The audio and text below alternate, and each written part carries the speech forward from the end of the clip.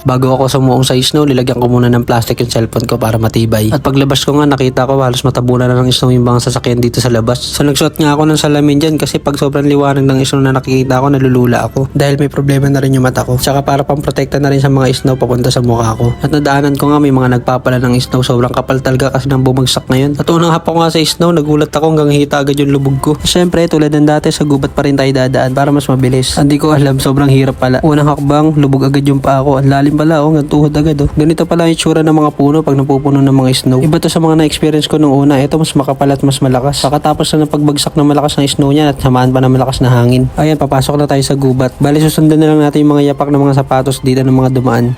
Halos papasok pa lang ako sa gubat, nakakaramdam na ako ng hingal. Sabayan ba naman ng hirap at paglakad, tapos yung pagkauhaw. Kasi sa sobrang lamig, nakakauhaw din pala, no? Tsaka feeling ko kasi mas mahirap huminga pag malamig. Para kasi mabilis mag-frozen yung lalamunan mo rito. Parang kumipot dahil siguro lumundo na yung mga puno. Lumundo sila, kaya parang kumipot yung daan. Wow, ang cute ng ibon lumapit, oh. Sa kaya sila tumutuloy. Wawa naman, pero sanay naman yun sa lamig. Kapal, oh. Kaya nga, tignan niyo pa ako, nalulubog yan. Boom! In-enjoy ko na lang din yung snow, kaya gumawa ako nakakaiba. Boom! Ang sakit ng tuhod ko dyan, di ko na pinahalata. May isa't kalahating oras pa naman ako para sa trabaho ko, kaya naglibang-libang muna ako dito sa snow. Habang wala din mga tao, nilabas-lubas ko na. Baka isipin nila kakaiba ako. At dumaan na ako sa tulay, ito na itsura ng ilog ngayon. Halos natabunan ng snow, no? Sa susunod, frozen na yan. Nasa isip ko lang din, nasan kaya naninirahan yung mga duck ngayon? Simple lang din, kahapon kasi namili ako sa ukay. Bale, nabili ko tong suot kong jacket ngayon ng $7 lang. Kaya kahit papaano, meron tayong panlaban sa ganitong kalakas na snow ngayon. Hey, outfit check! Ayun, nakakalahati na tayo kaso nakakaramdam na rin ako ng pagod dahil ang hirap maglakad. Bawal lakad ko kasi bumabaon yung paa ko. Tsaka ang hirap din pala, no? Alam mo yung lamig ng pakiramdam mo sa labas, pero sa loob ng jacket mo, pawis na pawis ka. Nakapagod, putik ang lalim ng snow. Nakakahingal, putik.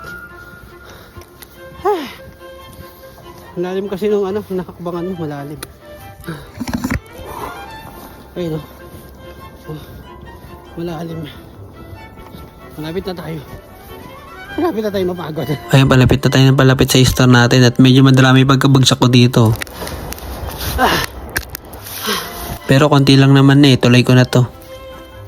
So nasa highway na tayo. Tanda ko naman na to lahat kung saan yung malalim tsaka hindi. Bala yung parting yan, pag natabunan yan, ka mag-ingat. Kasi pag bumuon ka talaga dyan, di ka na makikita.